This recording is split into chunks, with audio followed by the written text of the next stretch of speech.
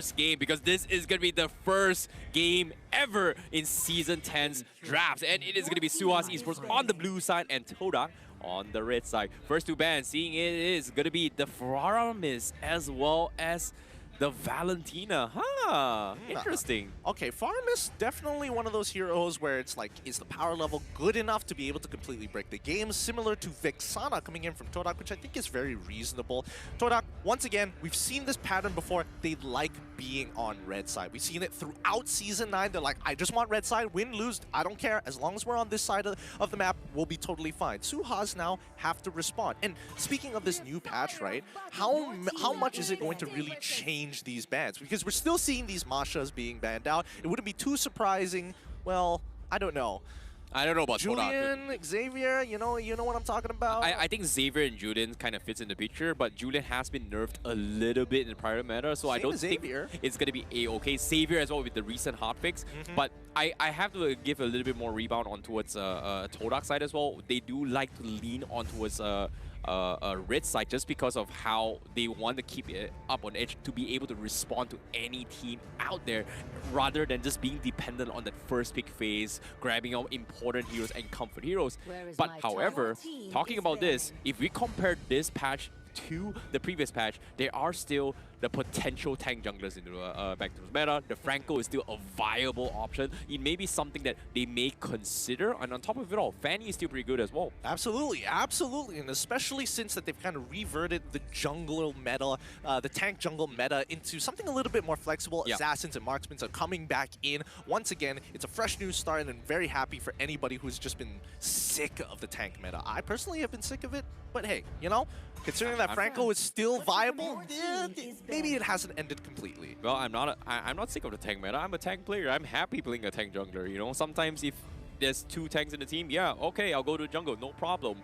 But at the same time, let's talk about the bans right now. Fanny being banned off SUHAZ Esports, they do respect that Yumski does play a potential tank Fanny before, and they made up to bring it up as well, and maybe a little bit of an indicator that Rival is a pretty good Fanny player himself. Well, let's not forget that Yums also is capable of playing Fanny, as we mentioned before, many times during Season 9, and sometimes we get to see it once in a while, get a little bit of a taste. But now TODAK, with the final ban in this very first phase, we can see their screens on stage. Let's see what they're leaning more towards. So far, I mean, they've gotten rid of a guaranteed get rid of 1-1. There we go. A must-pick, must-ban situation. Yeah, it's just too hard to deal with it as well, and there are just not a lot of heroes that can actually mess up with 1-1. Forcing a Kufra, forcing Phoveus to actually deal with it is not exactly a viable solution as well. Even then, Phoveus was completely ignored and constantly tried by the previous SUHAZ Esports roster, so it didn't exactly do too well for them. So in this case, not taking a risk is going to be the safe play, but what is going to be the first pick priority for SUHAZ Esports? Do they take the Franco? Nope. Looks like they are going to be sticking on towards the Julian instead. But the question remains, is this an XP Julian or a jungle Julian? I think it's all about the flexibility, right? When you're on blue side, you need to be flexible. You got to make sure, because at the end of the day, you're going to get some really good power picks. And if you don't show too much with your first pick, TODAK, again, they're looking for as strong as a two-pair combo as you can get, right? Or if they're looking to spread their wings wide to cover as much ground as possible to wrap around the SUHAZ Esports draft, they can opt to go with that opening as well. Agreed, but TODAK, what are they going to be prioritizing? Are they going to first pick the Xavier, or are they going to be prioritizing the Franco? These are two very, very strong contenders. Or are they going to go with the Archive pickup? It seems like this time, in terms of the drafts, it is going to be Chiku that is going to be leading the drafts with TODAK instead. Hey man, I mean, the analyst is a really important role. Okay, actually both of them got the headset, my bad. It's just momentary, lost in the moment. But yes, TODAK, they're going to go with something a little bit wider. This isn't the strongest two-pair combo that you can get in the game, but getting Yves and as well as Thamos both very, very useful when it comes down to just peeling and as well as just overall team fighting. I think there's a little bit of synergy between the two, but they're obviously good in their own respective lanes. Yeah, I like how TODAK is prioritizing the Thamos now. It has been really popular in the ranked games as well, just for both the jungler role as well as the XP lane. But I'm leaning more on XP just because if you go for the old jungle meta where you go for the jungle emblem, it doesn't exactly benefit Thamos too much in terms of spell web as compared to the Festival of Blood. So maybe TODAK, they are still leaning on towards XP lane wise, but I wouldn't be surprised to see it on the jungle role for TODAK. Absolutely. And I think, well, honestly, there would have been an argument for, you know, to Rizla to be put in instead of Thermos, but, you know, the hot picks kind of changed that. I'll get into it later. later on in the game, but SUHAZ Esports, they lock in the Akai as well as the Beatrix. And I think right now, this 3 composition that we're seeing from SUHAZ Esports, very spread out. They're fulfilling the important roles, right? And they still have some flexible picks with the Akai and as well as the Julian. Yeah, I definitely agree. When it comes to SUHAZ Esports, it feels like this is going to be a repeat from previous season, but nope, looks like the Tamos is set in stone, going to be on the XP lane. TODAK going to be bringing in the Ling, but the Akai from SUHAZ Esports, I don't know, is this going to be a tank Akai in the jungle, or is it going to be a roaming Akai instead? So I'm looking forward to see whether or not this is going to be the case for SUHAZ Esports, but TODAK, they made it very clear this is an XP Thamos. Yeah, EXP Thamos, we have Ling in the jungle, and it's good to see, you know, these top assassin picks come back into meta a little bit more often. And I think for TODAK, it's not too bad because they are on red side, right? With these next couple of bans, they can really limit down the options and matchups that SUHAZ Esports has with their flexible picks, right? So if they go for if they want to throw Akai up and towards the EXP lane, fine, sure. Let's get rid of the Esmeralda first of all. First and foremost, get rid of the top bad matchups for Thamos specifically. This is, I was expecting them to actually shut down counters for Ling, but looks like they are going to be focusing on making sure that 4Maze wins their lane matchup against SUHAZ Esports. And currently, SUHAZ, what other XP laners are pretty good against Thamos? Because that's not really a lot. And forcing like SUHAZ Esports to play a Khalid or maybe a Ruby isn't too bad, but it's not exactly great to actually deal with a Ling on top of a Thamos as well. Okay, let's think about how Thamos really works, right? I mean, in team fights, he's somewhat useful. Initially, you want him to dominate the lane, gain as much map control in the early to mid game as possible, and then use that power spike to actually turn the advantage in team fights, right? Banning out Esmeralda and Uranus would indicate that TODAK want to say, we don't want you to sandbag us, we don't want you to stall the game for as long as possible. We are looking to be aggressive, we are looking to play through mid. SUHAZ Esports, I think it's a really good idea to be banning out the Claude as well as the Franco. Make sure that Momo isn't going to feel too comfortable. I don't think it's the best way to kind of attack this particular draft, but at the end of the day, hey, Momo, he's been through worse, like a lot worse. I think the Popo and Koopa isn't too bad coming from TODAK, but instead, I was expecting maybe a Matilda coming from Yumski, but this time he's bringing in the Grok instead. I was expecting maybe something, a Cho for him, knowing he does have this aggressive nature of playmaking capabilities, but Grok isn't too bad to actually deal with the entirety of SUHAZ Esports, especially the Julian on top of it with the wall charge. Yeah, no, I think this is really respectable here. Now, it's going to be a big question mark because we've seen a lot of Grok players during Season 9 really struggle to find those like impressive wall charge, flicker wall charge combos against the wall, against the Guardian's barrier, especially against marksmen. So, I don't know, the gold laner for SUHAZ Esports has to be especially careful because it's not easy to react to it. I think the idea here is pretty much to try and stall back the follow-up, especially if the Akai jumps in with a heavy spin. But SUHAZ Esports, they pick up the Saber on top of the Paquito. This might be a jungle Saber just to completely one-shot a Ling off the map. And this is very ballsy of SUHAZ Esports, but I like it. I love the idea that's going to be coming in from this Saber pickup. This is risky, but I like it. Wait, or maybe is it going to be a jungle Paquito? Nah, I think Saber jungle, right? It's a little hard to say. I'm not 100% sure on this one myself, but it seems like SUHAZ Esports, they want to make sure they can shut down either the potential carry in the gold lane from Momo, but most importantly, take out the Ling, right? Because again, Ling is going to be looking for those big initiations with a follow-up from the rest of the TODAK members, and if they can just one-shot him before things go south for them and minimize that damage, I think SUHAZ Esports has a chance. This is what I really love about Imports, right? They're not afraid to take risks. Bringing in a Saber as the opening match, I'm looking forward to see how well this is going to go, because if they take the W against TODAK, that proves and they are able to make a big statement in towards MPL. But as of yet, the drops has been set by both TODAK as well as SUHAZ Esports, and I'm looking forward to see how the first game of Season 10 and regular season is going to look like. Welcome everybody. This is the debut game of SUHAZ Esports, going up last season's Supreme Champions. It's going to be TODAK here in game number 1. Welcome back to the land of Dawn.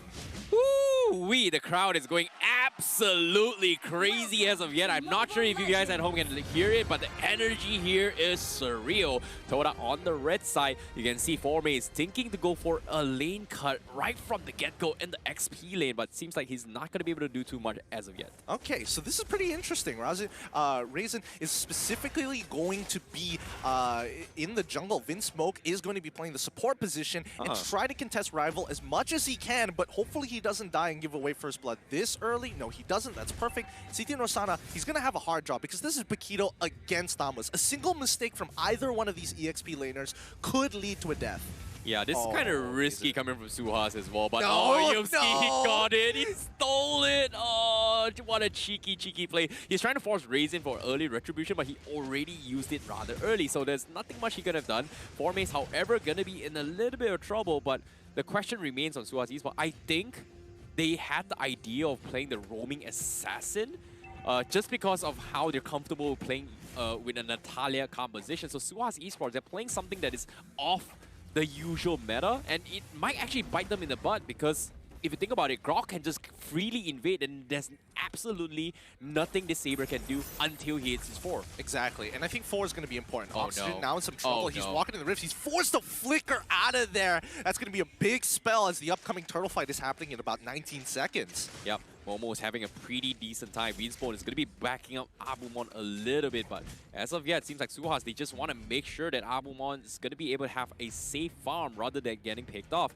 And they're playing safe, but TODAK is just leading in terms of gold chart just because of the amount of pressure that Formace is just doing across the map. Because right now on the bottom side, he's able to pull 2 players by himself, and this is pretty much split off SUHAZ Esports and losing out a lot of the mid control right now. Well, let's not forget that it is a pretty difficult matchup for Abumon up on the top side of the map, right? I mean, Beatrix into Popo and Koopa. Generally, it's Popo and Koopa favorite here, but let's see now as Yumski is going to get under attack. How are they going to contest this Lord? I think TODAK can actually stall this for as long as possible because they are still losing gold in EXP on the top side of the map. Look, Abumon, he's not even level 4 right now. I'm really surprised by the disciplined plays coming from SUHAZ Esports. They respect the plays that TODAK is making, and they understand that right now, they're strong. They know Yumski can't exactly do too much, and CT Norsana looking for the kill, but Yumski escapes with the wall charge, but the turtle will be secure from SUHAZ, and they also take down Rivals, and that's a big takedown coming from SUHAZ Esports. A really nice play coming in from SUHAZ Esports.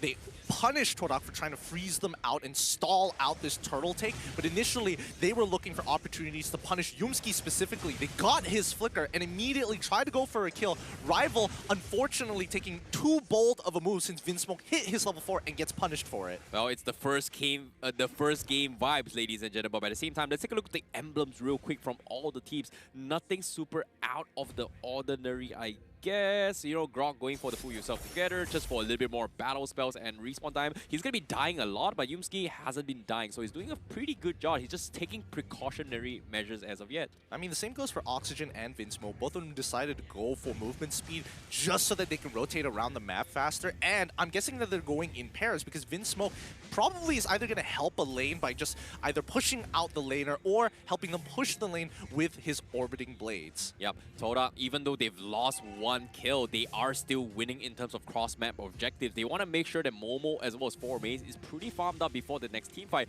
and they expect Rival to make this kind of space. However, that's going to be a little bit difficult because SUHAZ Esports is just not giving them any kind of opportunities to make some kind of drastic plays because as of yet, Razin is going to try and make an attempt onto his Momo. Yumski is there to back him up, but looks like it's just not worth it to actually contest a Popo and Koopa right now. The timing was a little awkward there because as they walked out, Abumon just stepped right into the Frost Trap.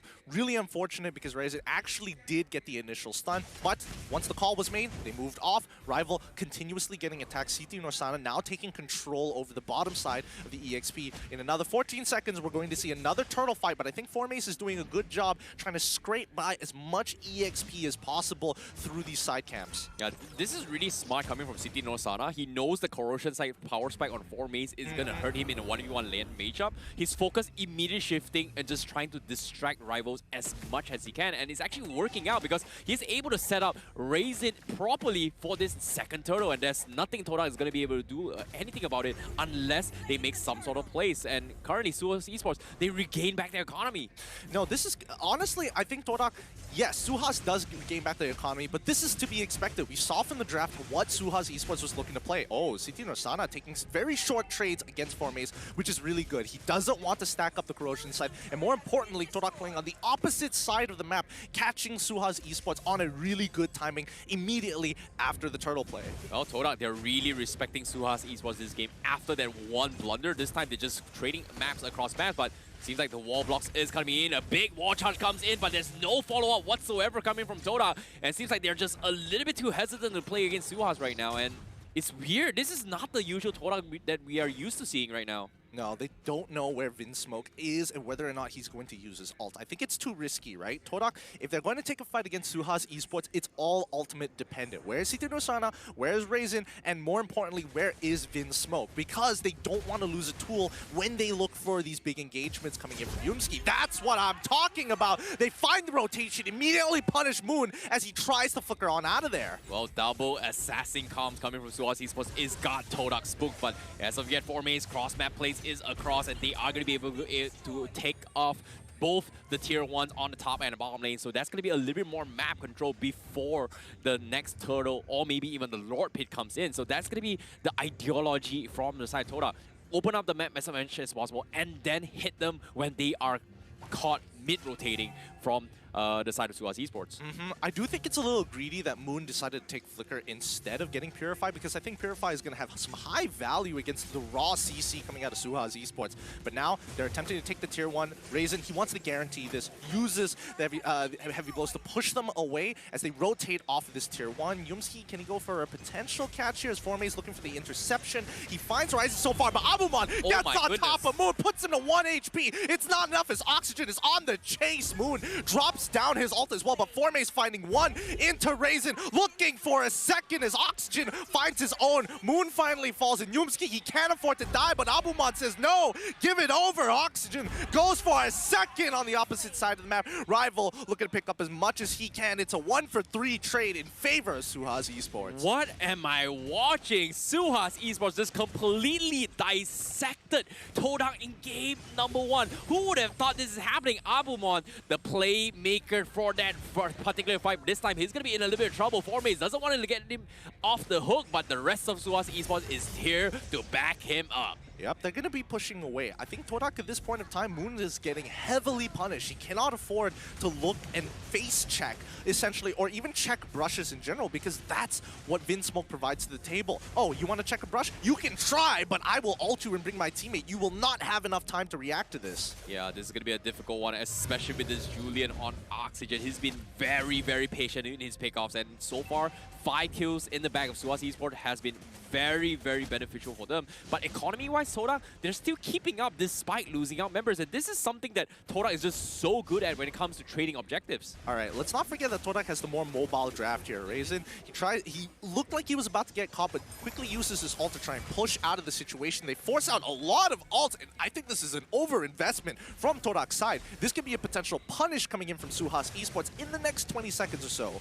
Yo, Formaze getting greedy with this plays as well. TODAK, they know they messed up with their skills. They need to trade a little bit of objectives in case SUHAZ decides to threaten for the Lord. But it seems like you said as well, the cross-map plays and the lanes being controlled from the side of TODAK is just making SUHAZ Esports clump up in a situation where they can't exactly push out too aggressively. Exactly. TODAK is playing a strong 4-1. Formaze, he's not going to be able to do too much in these team fights, so he's going to pull pressure, but they find a kill onto Vinsmoke. Momo manages to pull it off somehow, and now City Rosana on the run. Oh, look how quickly he's got to get out. But at the same time, Vinsmoke, he's got 2 kills. He's the roamer. It's not that much of a deal for SUHAZ Esports, but no! Yumski! No. He sold the purple buff. You hate to see this, and that's going to be TODAK trying to threaten with the Lord. They're forcing SUHAZ to fight this right now, and is SUHAZ going to take the bait because it's half health on the Lord as of yet? It's too risky right now. I think Rival, he's 2 levels up on Raisin, so he can almost guarantee the solo kill! But he gets the solo kill, and now it's now or never. SUHAZ need to make a choice, and it's too late. City Rosana is the next to fall. They delayed this long enough, but they go for the rush. Raisin and as well as Rival going to go head-to-head in this battle. Do they find it? Yes, they do! SUHAZ gets the Lord, but what do they have to sacrifice in return? A 4-for-1 trade in favor of TODAK, and now with Lord in the hands of SUHAZ Esports, TODAK look to retaliate. Oh, you could see the desperation coming from Razy. He didn't know what to do. His teammates was down, but guess what? The damage coming from Retribution on top of the snipes coming from Abumon was able to secure him with the Lord. That precision is what saved them that fight. But at the same time, TODAK, they still have the economy lead, and TODAK, they still want to go for the crossman plays. But before that, let's take a look at the items real quick. Yeah, looking at the items so far, it looks like a traditional build coming in from Saber. Nothing too out of the ordinary, just raw damage all the way through it, and as most cost efficient as possible. Like Malefic Roar obviously could be changed out for Blade BOD, Blade of Despair, but you're a support, you don't exactly have the biggest income in the world. However, when we look over at Rival, he is already 3 items up. He can basically win any 1v1. I would make an exception for CT Norsana. I think it's a little 50-50 there, but here we go. The next engagement about to begin. Yep, seems like TODAK, they want to force a fight as well. They are going to be going for a catch. Rival almost going for the fight. Oxygen doing a lot of damage, but SUHAZ Esports, they're just not quick to respond. They're across the map, but here comes the snipe. That's some serious damage coming from Abumon. Really? Well, I mean, yes, that's a lot of damage coming from Abumon, but Oxygen got oddly close to killing Rival there, and he's 4 level down and a full item down as well. So, still surprised, even after the hotfix, Julian still feels good. Yeah, it definitely feels good if you get the right catch, but seems like the double assassin meta coming from SUHAZ Esports is not working out. They need to get consistent catches as much as they can, and TODAK, they're just not giving it to them at all. They're just taking objectives across the maps and coming out on top, and the Lord, I'm a little bit surprised. I was expecting more coming from SUHAZ Esports, but TODAK finding all these opportunities puts them in a very, very comfortable position right now. I mean, look, this is the reason why they are considered to be a top-class team, and especially in global standings, not too bad as well for TODAK. I mean, if we're looking at the damage being dealt, Oxygen still somehow, you know, even after hot fixes on Julian, still topping the charts in terms of damage. But TODAK, what they're really good at is finding holes in your gameplay, right? And with a 4-in-1 composition like this, they're just forcing Formays to be checking brushes, clearing out one side of the map, taking control of it, and using the mobility from Rival to capitalize on these situations. Yeah, with TODAK having 3.4k a lead and Moon now having the Genius Wand, he's going to do some serious damage as compared to Oxygen right now. But let's take a look at the actual stats coming in from SUHAZ Esports Lord push early on. It seems like they have lost 1.2k gold against TODAK, but XP-wise, they've done pretty good. But the catch coming from SUHAZ Esports completely shutting down Formays. Wait, they're looking for the trade here. CT Norsana manages to get out. Razen, he should be totally fine here. He's tanky enough. He's already lost his 1,000-pounder, and he's trying to get on out. The body slam was more than, it should have been more than enough to get him out of that situation. But hey, you know, TODAK, they cannot deal with such a thick jungler like Akai. Yeah, patience is going to be the key coming from SUHAZ Esports once again. The double assassin, they need to find the right target to take down, and that is most likely going to be either Rivals or Momo for now. And I feel like Rival is pretty much the biggest threat right now because of all these cross-map plays. SUHAZ Esports is just struggling to push out the lanes because they have to somehow maintain the lanes in order to do something across the map. Well, I mean, to be fair, they only have 2 laners who actually have some form of good and reliable wave clear, right? CT Norsana and Ryzen are kind of in an awkward spot, and with the real-world manipulation being dropped, this is going to be a signal to attack. They find Moon in the backline, the 2 assassins trying to get on out of there, but Abumon and as well as Vince Smoke pay the ultimate price. Ryzen is trying to push them away, but it's too late. The heavy spin is down, and they lose 3 members in a single engagement. Moon sacrificing his life for 3 as TODAK now retreat back to take away this Luminous Lord. This is huge from TODAK. This is why they're so good at doing all these cross-map plays. They knew for a fact that the Oxygen was busy clearing the waves down bottom, and for him to rotate up top was pretty much nearly impossible, and they were able to take that fight 5v4 hands down. And SUHAZ Esports, they just can't do anything about this situation unless they figure out how to stop this momentum. And the assassin play, I'm not gonna lie, great catch coming from Moon, but escape-wise, not exactly too good for them. Yeah, I mean, when they're trying to disengage, it's really, really difficult to actually get out of these situations, right? Especially with the CC from TODAK. But the winning predictions here, all calculated by an artificial intelligence. They haven't explained to us how exactly it calculates it, but it gets pretty accurate here with a 42% chance over compared to 58% 8. So, some not too bad odds. Yep, now with the Lord pushing in TODAK, they are going to be looking to make some sort of plays. They do have the damage coming from SUHAZ ESPORTS, so they are going to be able to defend against this very easily. But based on the wave-wise, TODAK, they're looking to get one inhibitor somewhere across the map. It seems like it is going to be a top lane for Momo. Based on their sieging potential, they just have so much tower damage capabilities coming from TODAK, and SUHAZ, they need to figure a way to stall right now, and if they find the right target, they're going to be able to make a comeback. Yep, this is looking very clean coming in from TODAK. I mean, they understood what SUHAZ ESPORTS was trying to do.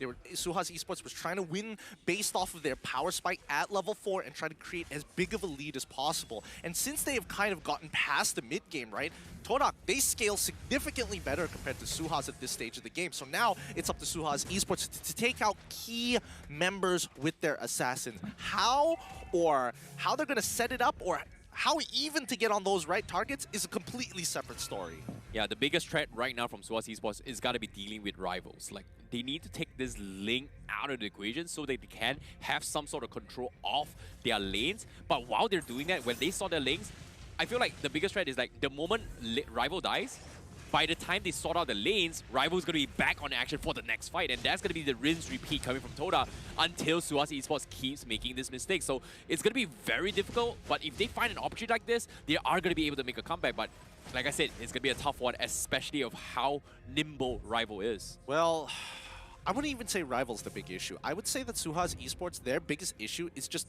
compositional limitations, right? How many resource must you blow to take out Rival, right?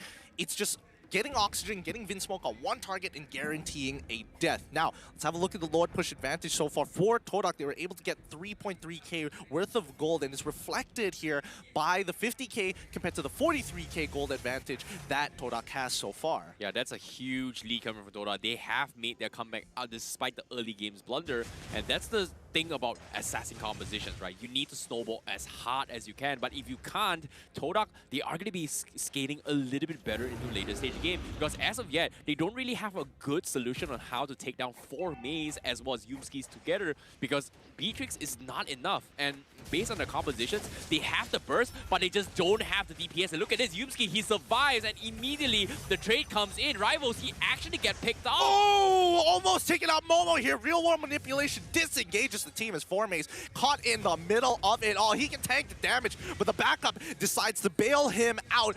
Most important abilities have been blown from SUHAZ ESPORTS. This gives an opportunity for TODAK to try clear up the lanes and more importantly start this Luminous Lord. 17 minutes, CT Norsana trying to stop the recalls. He can't afford to let them heal back up to full. He's got the immortality, and now SUHAZ is going to press their agenda by starting this Lord. 4 Mays looping around, sees Abumon, presses his vengeance and almost taking him out. He finds it, gets one. Abumon makes it out of there, killing Rival in the process. 4 Mays comes back to life thanks to his immortality. They're going to be looking for CT Norsana, break his immortality as Moon trapped all by himself, dropping a real war manipulation to buy a little bit more time, but it looks like it's going to be a 2-for-3 trade. Yo, that was a big clutch coming from Ryzen, and that blunder, his heavy speed completely saves Abumon's life to prolong it a little bit more to actually buy some more damage for the team. But meanwhile that's happening, TODAK, they still want the fight. However, they've lost a huge amount of gold swing just because of the comeback mechanics. So